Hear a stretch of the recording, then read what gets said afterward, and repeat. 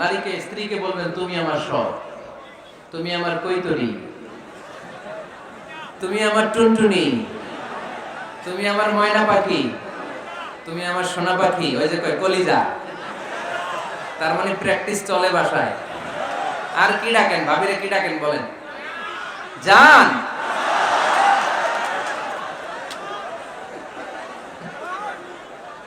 জান ডাকেন। আর ভাবি কি ডাকে আপনাদেরকে? বাবু। কি ডাকে? বাবু ডাকে। আর কি ডাকে?